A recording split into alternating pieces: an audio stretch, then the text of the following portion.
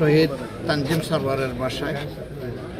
এই বাসায় তার আব্বা আম্মা বসবাস করেন, এখানেই তার জন্ম হয়েছে, এখান থেকেই মায়ের কোলে বড় হয়েছে। আমি এই কয়টা মিনিট মন ভরে তানজিম সম্পর্কে তার মায়ের মুখ থেকে কিছু কথা শুনেছি। আমি বুঝতে পেরেছি আল্লাহ তাআলার এক বিশাল নিয়ামত ছিল সে। একেবারে ছোটোবেলা থেকে ক্লাস 1 থেকে সে কখনো দ্বিতীয় হয়নি। মেধার দিক থেকে আল্লাহ তাআলা তাকে এই নিয়ামত দান করেছিলেন। তার আম্মা বলেছিলেন যে ছোটোবেলা না, বোনটা বলেছিল ছোটোবেলা সে মেধাবীও ছিল আবার দুষ্টও ছিল। আমি বললাম ডোন্ট সে দুষ্ট, বললো তুমি চঞ্চল। বলে হ্যাঁ সে চঞ্চল ছিল। চঞ্চল কারা হয়? যাদের ব্রেইন উর্বর থাকে, ওই ব্রেইনই তাকে চঞ্চল বানাইয়া সারে।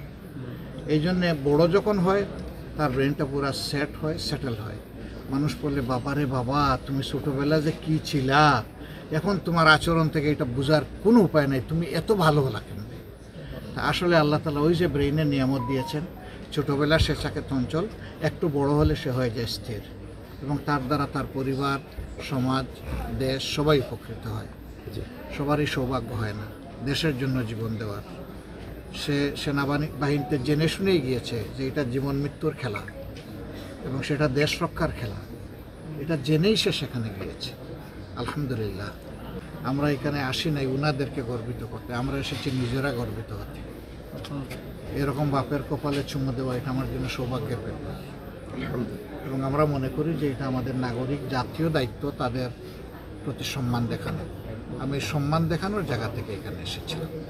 যে প্রধান উপদেষ্টা তিনি আমেরিকায় গিয়ে বলেছেন যে এই আন্দোলন ছিল একেবারেই পরিকল্পিত। আমি ওনার বক্তব্যের ব্যাপারে কোনো মন্তব্য করব না।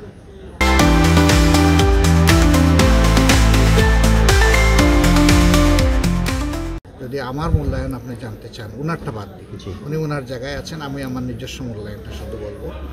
সবার প্রতি আমার রেসপেক্ট আছে। আমি মনে করি যে আমার চাইতে সবাই আমল ভালো, আমি মনে করি আমার চাইতে সবাই জ্ঞান। এই রেসপেক্টটা আমি আমার অন্তরে রাখি সবার। কাজে ওনার কোনো বক্তব্যের ব্যাপারে আমি কোনো মন্তব্য করব না। আমার জানা মতো এই আন্দোলন ছিল ছাত্রদের একটা রাইট ইস্যুর ব্যাপার, অধিকারের ব্যাপার। সেই অধিকারটা অন্য কিছু না। চাকরিতে তারা একটা ভালো কোটার অবস্থান চেয়েছিল, নিজেদের জন্য কোটা ফ্রি একটা অবস্থান চেয়েছিল। আমাদের কোটাতে বেশিরভাগ 56% ছিল বিভিন্ন স্টেক হোল্ডারদের জন্য, একেবারে সীমিত মানুষের জন্য বিশাল অংশ দিয়ে দেওয়া হয়েছিল। তারা দাবি তুলেছিল 18 সালে যে এটা সংস্কার হওয়া দরকার। এক পর্যায়ে তৎকালীন প্রধানমন্ত্রী যেভাবেই হোক তিনি ডিক্লারেশন করলেন যে কোনো কোটাই আর থাকবে না। পরিপত্র জারি হলো, সেইভাবে 2টা রিক্রুটমেন্ট হলো। আবার যখন কিছুদিন গেল দেখা গেল যে কোর্টের মাধ্যমে সেই আগের অবস্থায় চলে গেল। তখন ছাত্ররা উন্ডেড হলো।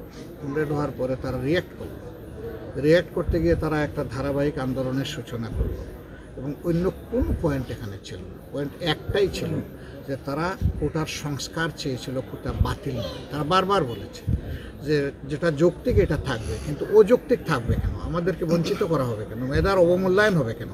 মেধার স্বীকৃতি দিতে হবে। এই জন্যে তারা এই আন্দোলন করেছিল। একটা পর্যায়ে সরকারের দায়িত্বশীল ব্যক্তিদের কিছু দায়িত্বহীন আচরণ এবং কথাবার্তা তাদের গায়ে আগুন ধরে দেয়।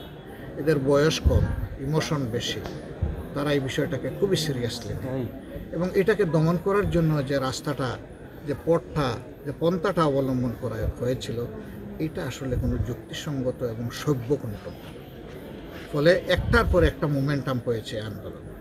একটা পর্যায়ে গিয়ে যখন তারা আবার সেই মানলেনি, 7%-এ চলে আসলেন 56 থেকে, যে না এত থাকবে না, 7% থাকবে। তো সেইটা মানলেনই যখন, তো পানি গুলা করে করলেন কেন এদেরকে উন্ডেড করলেন? এরা তো আপনাদেরই সন্তান, এদেশেরই মানুষ।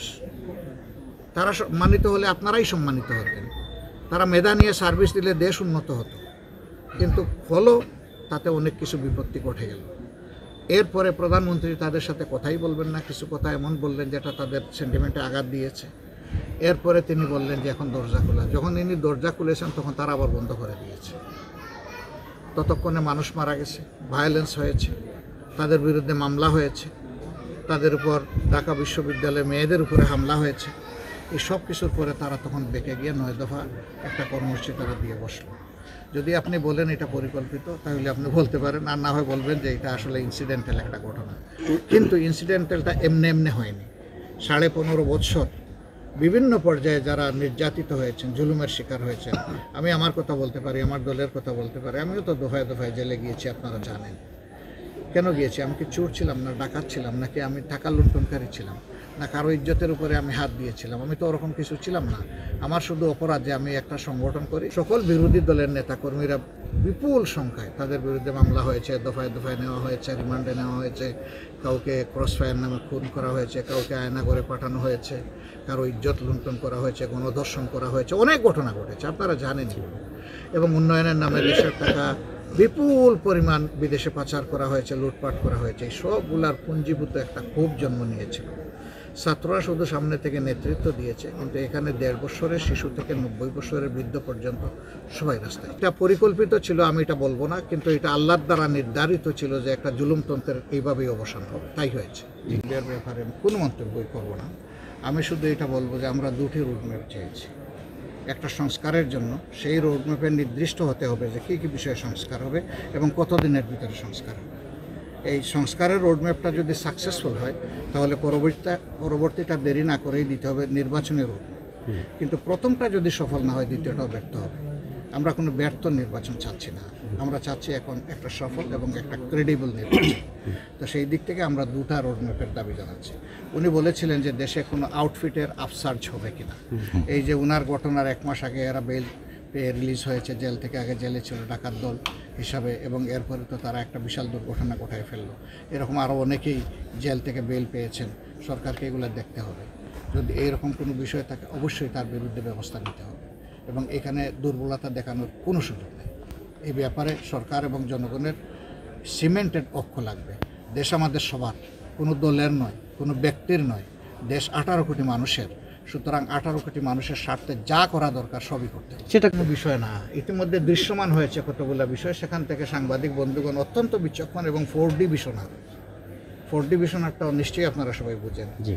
একজন ব্যবসায়ী শুধু ব্যবসার দিকে তাকায়, এক সাইড দেখে। একজন চাকরিজীবী তার পেশাগত সাইড থেকে ওই সাইডটাকে দেখে। এরকম একজন কৃষক সে তার মাঠের ফসলের দিকে তাকায়, ওই মাঠটা কীভাবে সে উপযোগী করবে সেটা দেখে। কিন্তু একজন রাজনীতিবিদকে চতুর্দিক দেখতে হয় এবং সাংবাদিকদেরকে প্রচুর দিক দেখতে হয়। এই জন্য আপনাদেরকে সমাজের 4র্থ স্তম্ভ বলা হয়। প্রথমটা হচ্ছে লেজিসলেশন, দ্বিতীয়টা জুডিশিয়ারি, তৃতীয়টা হলো এক্সিকিউশন বা এক্সিকিউটিভ বডি, আর চতুর্থ হচ্ছেন যারা জার্নালিস্ট আছেন তারা। আপনারা এগুলা খুব ভালো করেই বুঝেন। 3-4টা ঘটনা যেগুলো হয়েছে পরপর মিলিয়ে দেখেন। এরপরে আমাদের প্রধানমন্ত্রী যিনি দেশ থেকে চলে গিয়েছেন, আমি বলি যে উনি চলে গেছেন, তো উনি চলে যাওয়ার পরে আবার মাঝে মধ্যে শুনি লিক হয়ে এটা ওইটা কিছু আসে, টেলিফোনিক কনভারসেশন আসে। আমার মনে হয় যে তিনি এখান থেকে সরে গিয়েছেন, নিশ্চয়ই তিনি উপলব্ধি করেছেন যে দেশের মানুষ তাকে ভালোবাসছে না। যেহেতু দেশের মানুষ তাকে ভালোবাসে না, একজন রাজনীতিবিদ তার জোর করে এই মানুষের কাছে আবার নিজেকে প্লেস করা এটা কোনো বুদ্ধিমতের কাজ হবে এটা আমি মনে করি না। তিনি যদি পারপিট্রেটর হন, অপরাধী হন, কোনো অপরাধ কমিট করে থাকেন, যদি কমন রেসপন্সিবিলিটি তার উপরে আসে, তাহলে তাকে কি বিচারের আওতায় আনতে হবে? অবশ্যই আনতে হবে। সেটা তিনি হন আর আমি হই, যেই হোক, যিনি পারপিট্রেশন করবেন, অপরাধ সংগঠন করবেন, তাকে বিচারের আওতায় অবশ্যই আনতে হবে। আমাদের দল নীতিগতভাবে আমরা এটা ঘোষণা করেছি যে আমরা কারো উপর প্রতিশোধ নেব না, আইন আমরা হাতে তুলি। নির্দিষ্ট অভিযোগ যাদের ব্যাপারে আছে বিভিন্ন অপরাধের, তাদেরকে অবশ্যই আইনের আওতায় এনে শাস্তি দিতে হবে, এটা আমাদের স্পষ্ট কথা।